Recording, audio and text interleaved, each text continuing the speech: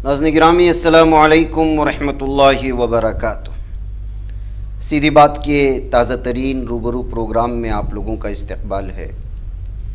नाज़रीन गिरामी, जैसा कि आप अहबाब जानते हैं, पूरे भारत में इस वक्त आम इंतखाबात का बुखार सा है। हर शहर, हर गली, हर नुक्कड़, क्या रियासतें, क्या अज़ला, क्या ताल्लुक़ात, क्या शहर और बस्तियाँ, हर तरफ बस यही मौज़ूए गुफ्तगू है। ऐसी सूरत हाल में तजुर्बाकार सियासतदानों से जो इस मैदान में रह चुके हैं, पार्टियों में मुख्तलिफ़ ओहदों पर रह चुके हैं, सेकुलर पार्टियों के तर्जुमान रह चुके हैं, उनसे बहुत कुछ समझने का मौका भी मिलता है, बहुत सारी चीज़ें सामने भी आती हैं। ऐसी एक अहम तरीन शख्सियत है, सियासी एतबार से भी, समाजी और फलाही तंजीम से जुड़े होने के एतबार से भी, और बिलखुसूस गैर मुस्लिम सियासतदान हों या दानिश्वरान हों या हिस्टोरियंस हों, उनसे एक मज़बूत राब्ता रखने वाले एक शख्सियत इस वक्त हैं जो मिली कौंसिल से भी जुड़े हुए हैं। और JDS पार्टी जो कर्नाटक की मकामी एक बेहतरीन सेकुलर पार्टी मानी जाती थी, उसका जैसा ही फ़िरक़ावारियत जहन में बदली, BJP से ज़म हो गई, तो उसके बाद उस पार्टी में मौजूद बहुत अहम तरीन शख्सियात ने कांग्रेस में जो है वो ऑफिशियली हो सकता है अनऑफिशियली उन्होंने जो है ज्वाइन होने का ऐलान किया था। उसमें एक शख्सियत इस वक्त हमारे सामने है, जनाब शफ़ीउल्लाह साहब की। JDS शफ़ीउल्लाह कहते थे, मैंने JDS हटा दिया। अब आपका जो है तारुफ में सिर्फ जो है जनाब शफ़ीउल्लाह से करूँगा। और बहुत दफ़ा आपने देख चुके हैं, मुख्तलिफ़ मौज़ूआत पर हमारे स्टूडियो में आकर के अपने आरा सामने रखते हैं। इस मरतबा भी सोचा कि आम इंतखाबात चूँकि इस वक्त कुछ ही दिन बचे हैं, कर्नाटक में बिलखुसूस जो है इसी महीने की 1 तारीख़ को इंतखाबात वोटिंग होने वाली है। कैसे अब महसूस कर रहे हैं आप, क्या हालात हैं? पहले तो भारत के बताएं, बाद में कर्नाटक पर आते हैं इंशाल्लाह। देखिए, ये चूँकि पार्लियामेंट इलेक्शन, लोकसभा इलेक्शन है, इसलिए हमें सारे हिंदुस्तान पर नज़र रखनी चाहिए, सारे मुसलमानों को, हिंदुस्तानी मुसलमानों को, सारे वोटरान को, खुसूसन हिंदुस्तानी मुसलमान, उसमें खुसूसन जो लीडरान हैं उन्हें चाहिए कि सारे हिंदुस्तान के हालात पे नज़र रखें। और मेरी भी नज़र सारे हिंदुस्तान पर है। हिंदुस्तान के हर जगह हर की ख़बर हासिल करते रहते हैं और वहाँ क्या हालात हैं वो भी मालूमात हासिल करना ज़रूरी होता है। जी। और उसके मुताबिक हम क्या मौक़िफ़ इख्तियार करें, मुसलमान, हिंदुस्तानी मुसलमान, उसके बारे में तय करने और लोगों तक उस बात को पहुंचाने के लिए, अवाम तक वो बात पहुंचाने के लिए बहुत ज़्यादा उस पर ध्यान देना पड़ता है, जो तकरीबन 3-4 महीनों से उस पर ध्यान दिया जा रहा है। जैसा कि आपने कहा, मैं ऑल इंडिया मिली काउंसिल सेक्रेटरी हूँ कर्नाटक का, और ऑल इंडिया मिली काउंसिल भी सारे डिस्ट्रिक्ट्स में बहुत ही अच्छे तरीके से, लेकिन बग़ैर शोर और वावेला मचाए के काम कर रही है, लोगों तक ये बात पहुंचाने के लिए कि कौन सी भी सरकार आए, सारे हिंदुस्तानी शहरियों को कुछ फ़र्क पड़े ना पड़े, मुसलमानों को ऐसी सरकार आने से जो मुसलमानों से दुश्मनी खुल्लम खुल्ला, अंदरूनी और बैरूनी दोनों तरीक़े से, और इस्लाम से दुश्मनी खुल्लम खुल्ला जाहिर करते हैं, जाहिर है वो तो हमें नहीं चाहिए। हमें चाहिए सेक्युलर, कोई भी सेक्युलर पार्टी, और वो सेक्युलर पार्टी अब जो नज़र आती है सारे हिंदुस्तान में, अगर हुकूमत में आ सकती है तो वो कांग्रेस ही नज़र आती है। जी। और मुसलमानों के लिए वो ये वाहिद एक चॉइस रह गया है, मजबूरी में भी नहीं, मजबूरन कहिए या यूं कहिए कि दूसरी पार्टियां जो थीं,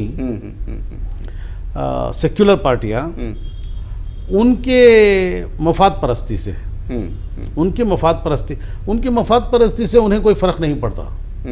उन्हें यूं भी फ़ायदा, वैसे भी फ़ायदा। जबकि मुसलमानों का मसला ये है कि जैसे कि अब जो मौजूदा हुकूमत है मरकज़ में, उसने साफ साफ जाहिर किया है कि वो काबन सिविल कोड यानी यूनिफॉर्म सिविल कोड लाएगी। हम क्या मुसलमान यूनिफॉर्म सिविल कोड के खिलाफ हैं? नहीं।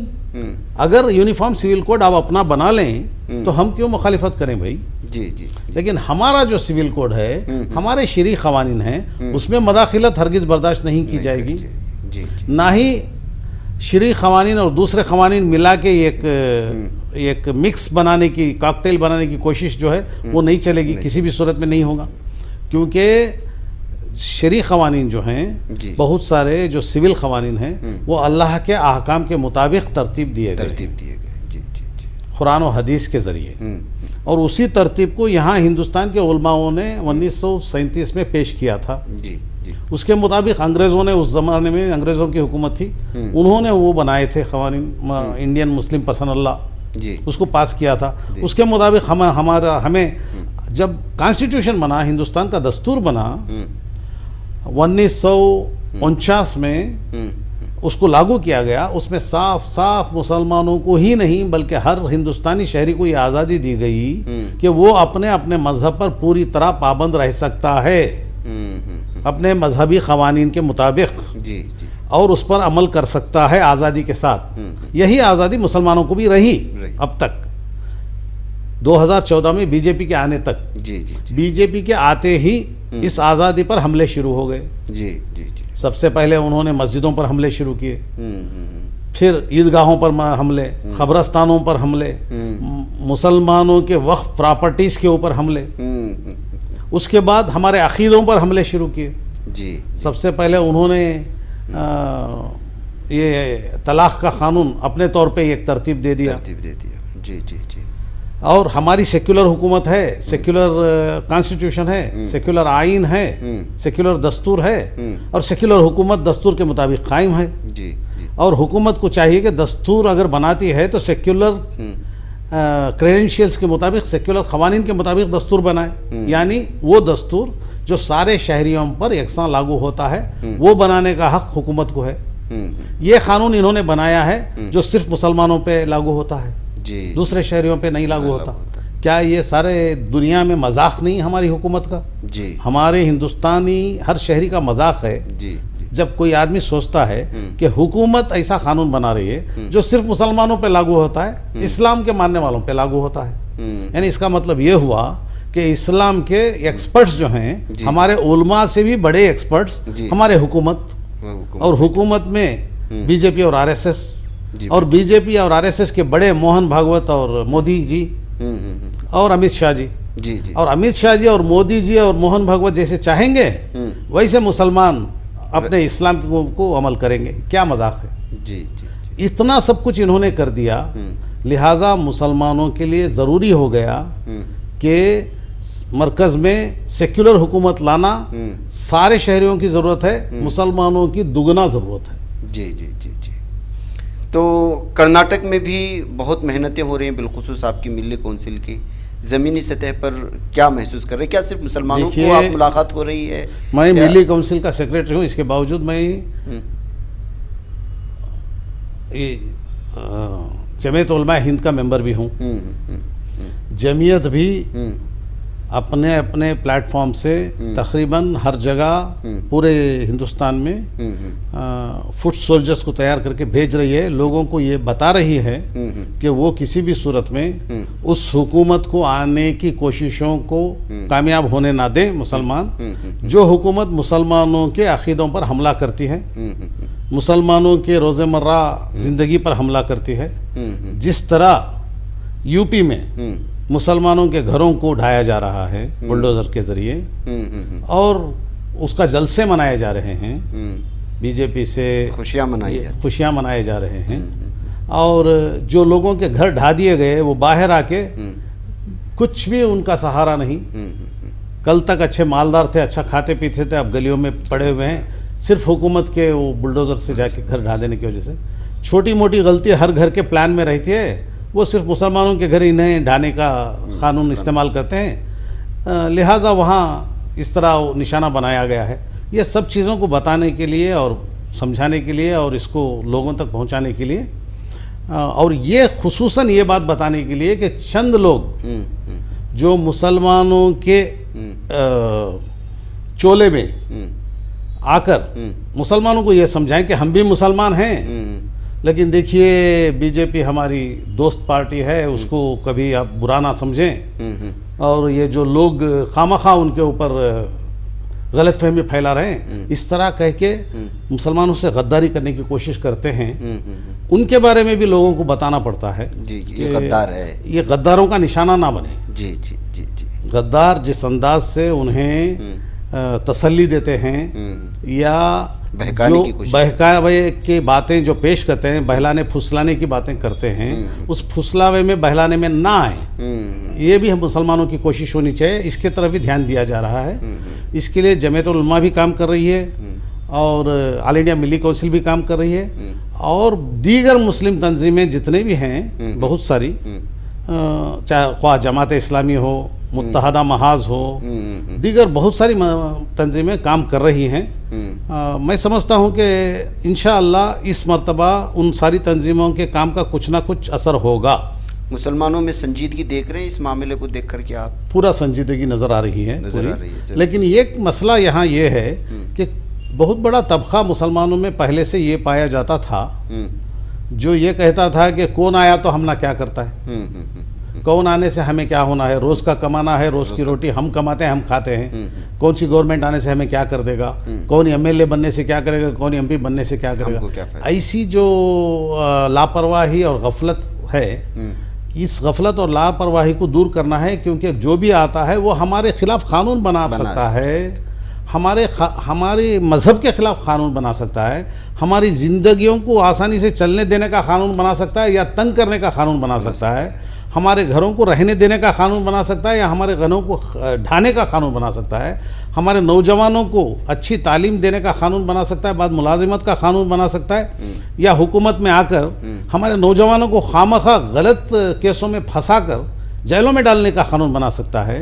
लिहाजा हमें बहुत सीरियस होना चाहिए मुसलमानों में से, क्योंकि ये मुसलमानों पे ही सब कुछ होने वाला है। 100% वोटिंग की ज़रूरत है। तो 100% वोटिंग मुसलमानों से हर वो शख्स जो 18 साल के ऊपर है और कुछ भी उम्र वाला हो, चाहे औरतें हों, चाहे मर्द हों, चाहे बूढ़े हो बुढ़िया हों, और बूढ़े उम्र दराज लोगों के लिए इस मर्तबा इलेक्शन कमीशन ने ये सहूलत दी है कि वो घरों से ही वोट कर सकते हैं, वोटिंग से 3-4 दिन पहले। उसके लिए पहले लिखाना पड़ेगा कि हमारी उम्र इतनी है, हम कमज़ोर हैं या माजूर अशखास हैं, उनके लिए भी वो घर से अगर एक लेटर दें या इलेक्शन कमीशन को, वो इलेक्शन कमीशन का आप में जाके वो पेश करें, तो इलेक्शन कमीशन उस दिन के लिए एक डेट देगा, वो डेट वो उनके लोग आएंगे और बंद लिफाफे में इनका वोट ले जाके रख लेंगे और वोटिंग के दिन वो खोला जाएगा। लिहाजा जब इलेक्शन कमीशन की तरफ से इतना कुछ सहूलत हर शख्स को दी गई है, माजूर शख्स को भी, उम्र रसीदा शख्स को भी, तो बाकी के लोग जो माजूर भी नहीं, उम्र रसीदा भी नहीं, उनका फर्ज बनता है कि वो इस मौके को जाने ना दें। और हर एक शख्स का वोट हमारे प्रेसिडेंट के वोट के बराबर है, उसकी कीमत, उसकी वैल्यू के बराबर है, हमारे प्राइम मिनिस्टर के अपने वोट के बराबर है, क्योंकि वो भी एक ही वोट डाल सकेंगे, हम भी एक ही वोट डाल सकेंगे। जब गिना जाएगा वोट को, मेरा वोट और उनका वोट एक जैसा समझा जाएगा। इतने अच्छा मौका हम ये बात कहकर लापरवाही बरतें कि कौन आने से क्या होगा। भाई कोई भी आएगा, ज़रूर हमें घर के पास आके कुछ करे ना करे, लेकिन हमारी ज़िंदगी को अच्छी होने देने के लिए, हमारे वतन में हम वतन के अच्छे शहरी बनकर रहने के लिए कानून बना सकता है। या आसाम में जिस तरह बहुत सारे लोगों को, लाखों लोगों को बेघर करके ले जाके डिटेंशन कैंप में ठोस दिया गया, वैसा कानून ला सकता है। जी जी जी। क्या हमारे आज वोट ना देने वाले, लापरवाही बरतने वाले, क्या उस दिन के लिए तैयार हैं जिस दिन ये कानून ला के ले जाके उसे अजनबी बना के, ना इस मुल्क का ना दूसरे मुल्क का, कहीं का नहीं बोल के डिटेंशन कैंप में डाल दिया जाएगा। अगर हमारे दूर के रिश्तेदार को भी डाल दें तो हम कैसी ज़िंदगी आसानी से यहाँ गुजार सकेंगे। लिहाजा हमारी जिम्मेदारी, सारे हिंदुस्तान के शहरियों की जिम्मेदारी है कि वोट डालें।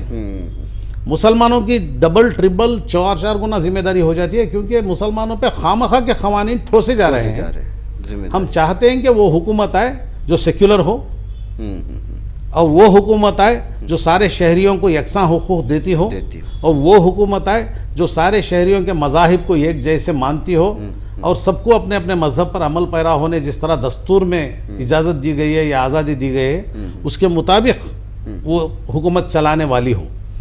इसलिए सेक्युलर हुकूमत का आना बहुत ज़रूरी है और वो हुकूमत रहेगी जो हिंदुस्तान को बदलना चाहते हैं, हिंदुस्तान के दस्तूर को बदलना चाहते हैं। अभी चंद साल ही हुए अनंत कुमार हेगड़े ने कहा कि दस्तूर बदलेंगे। अब एक बहुत बड़े सुप्रीम कोर्ट के लायर अपना वीडियो बना के रिलीज किए हैं कि 404 एमपी हमारे आ जाना चाहिए ताकि दस्तूर बदलें, और उन्होंने साफ साफ बताया कि दस्तूर में कौन से क़वानीन एक्ट्स बदलेंगे और वो सारे मुसलमानों को जो आज़ादियाँ दी गई हैं उसको छीनने के एक्ट्स वो बता रहे हैं। इतना सब होकर भी वो खुल्लम खुल्ला सामने करते हुए भी हम अगर वोट देने से रह जाएं तो हमारा वोट ना देना, हम में से एक शख्स का वोट ना देना भी अगर एक आदमी को उनके जिता दे तो हमारे खिलाफ मुसलमानों, हिंदुस्तानी 25 करोड़ मुसलमानों के खिलाफ क़वानीन बनाने के हम जिम्मेदार हो जाएंगे जो वोट नहीं देते। कौम का गद्दार कहलाया जाए। ज़रूर। वोट का इस मर्तबा औरत हो या मर्द हो या नौजवान लड़की हो, जो कोई भी हो, जो 18 साल हो गए जिस दिन वोटिंग करना है अपना ज़रूरी काम भी जो है वो छोड़ करके वोटिंग करना बहुत ज़रूरी है। अपनी नदी नाले दुरुस्त होंगे इसके लिए नहीं जी, अपनी ईमान को बचाने के लिए, अपनी शनाख्त को अच्छा है। बेंगलुरु में जो है इस मर्तबा ये तस्वुर किया जा रहा था, सोच रहे थे कि जो है कांग्रेस कम से कम 3 मुसलमानों को वोट देगी। मंसूर साहब को वोट मिला है बेंगलुरु सेंट्रल से, आप इनके बारे में क्या कहना चाहिए? देखिए, बात कांग्रेस 3 लोगों को देने की नहीं है। असल में मुसलमान 1.25 करोड़ तक है, 1 करोड़ से 1.25 करोड़ तक कर्नाटक में हैं। 6.5 करोड़ कर्नाटक की आबादी है जिसमें से 1.25 करोड़ मुसलमान हैं और 1.25 करोड़ में हमारा हक बनता है। हुकूमत के सेंसस के मुताबिक हम 13.8% हैं, 13.8 जी 13.8% जी। उसके मुताबिक हम 4 सीट के हकदार हैं। लेकिन चूंकि हम सारे स्टेट में फैले हुए हैं लिहाजा 4 खड़ा देने से चारों भी जीतेंगे नहीं जी। कम से कम 3 हम जीत सकते हैं, एक बीदर, एक हावेरी, एक बेंगलुरु सेंट्रल। और बेंगलुरु सेंट्रल हमें मिला है और बीदर और हावेरी आइंदा इंशाल्लाह कोशिश करके लेनी पड़ेगी। अब तो इलेक्शन बहुत करीब है, अब उस पर गौर करने का वक्त चला गया हाथों से। लिहाजा हमारी कोशिश ये होनी चाहिए कि सारे मुसलमानों की, 1.25 करोड़ मुसलमानों की कोशिश ये होनी चाहिए कि हम सारे कर्नाटक से सेक्युलर पार्टी को के एमपीओं को जिताकर पार्लियामेंट को भेजें ताकि वहाँ सेक्युलर हुकूमत कायम हो। ये जो इलेक्शन कर्नाटक में भी हो रहा है ये दिल्ली की मरकजी हुकूमत के लिए है। मरकजी हुकूमत, वहाँ हमें सेक्युलर एमपीज को भेजना है। हमारी कोशिश होनी चाहिए कि 28 के 28 भी सेक्युलर कैंडिडेट्स जीत जाएं। उसमें से मुसलमान हमें 3 को जिताने थे लेकिन दिए हैं 1 ही को। अगर वो 1 को ना जिता सके हम तो हम 1.25 करोड़ की इज्जत को ठेस पहुंचाने के जिम्मेदार हो जाएंगे।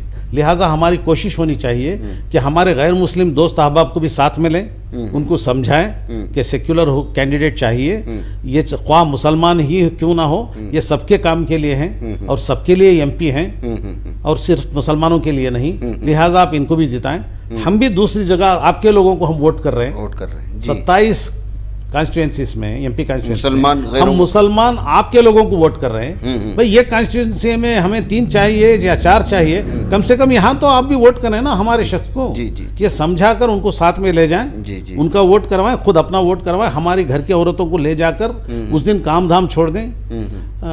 जुम्मा है और जुम्मा की तैयारियों में वक्त चला जाएगा और शाम के बाद क्यू बढ़ जाएगी, रश बढ़ जाएगा, वोट डालने से रुक जाएंगे। इसलिए बेहतर है कि आप खुद तैयार होने से पहले सुबह निकला, गर्मी का भी मौसम है, सुबह सवेरे जाकर वोट डाल दें। सारी तैयारी बाद में करें, यहाँ तक कि चाय और नाश्ता भी बाद में करें।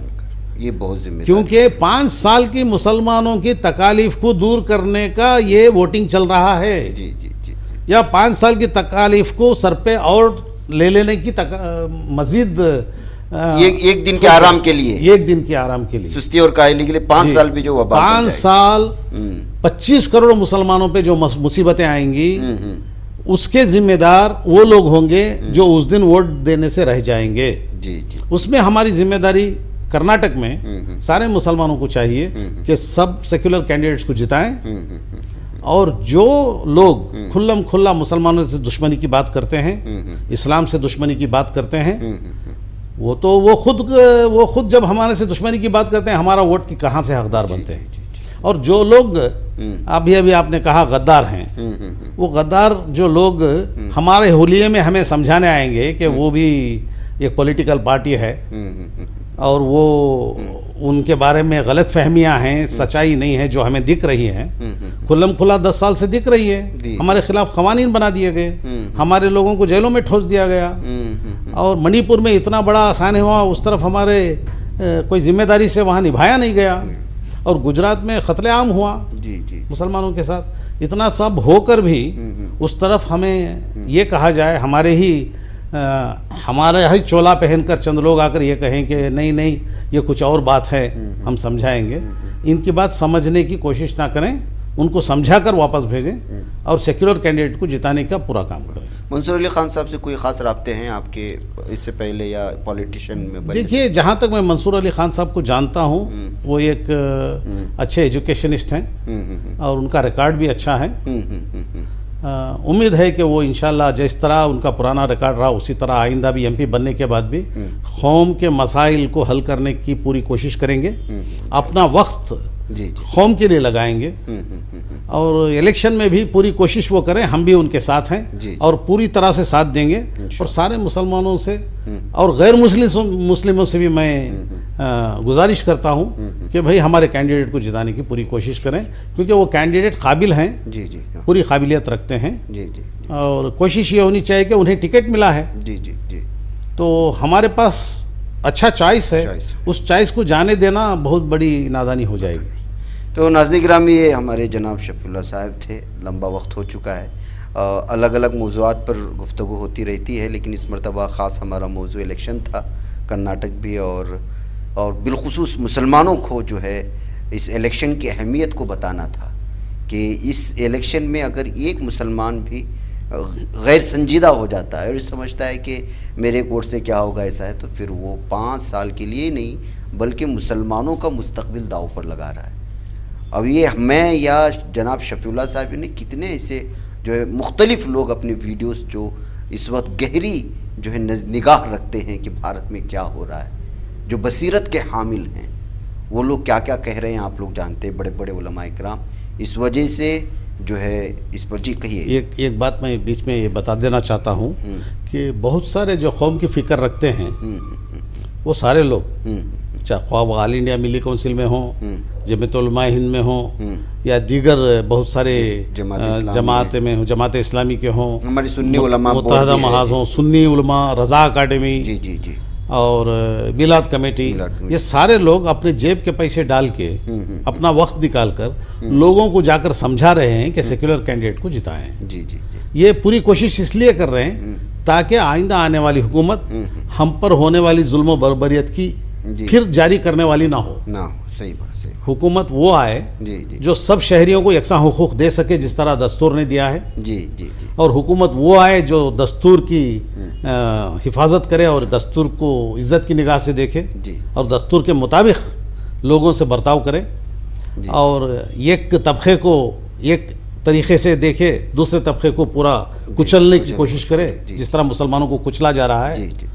ऐसी हुकूमत ना आए, इसलिए सब लोग जो कोशिशें कर रहे हैं अपना ख़ास वक्त अपनी कमाई को बाजू रखकर, अपने कारोबार को बाजू रखकर, अपनी जेब के पैसे लगाकर, और मैंने ये देखा है कि चाहे ऑल इंडिया मिली काउंसिल के लोग हर डिस्ट्रिक्ट में जाकर कोशिश कर रहे हैं, और जमीयत उलमा हिंद ऐसे लोगों को भेज रही है जो बाकायदा सिर्फ नमाज़ों में मसरूफ़ रहते थे, अब वो नमाज़ों के अलावा, दीनी काम के अलावा वो ये काम में लगे हुए हैं। वो समझते हैं कि ये काम वो ये बात ज़्यादा सुनाई दे रही है। एक मौलाना अली मियाँ नदवी साहब रहमतुल्लाह अलैह फरमा गए हैं कि एक वक्त वो आएगा, 50 साल पहले उन्होंने फरमाया है कि एक वक्त वो आएगा अगर हम संजीदा ना बने और सियासत में मुसलमान बराबर का हिस्सेदार ना बने, हिस्सा ना ले, तो एक वक्त वो भी आएगा जब हमें नमाज पढ़ने के लिए भी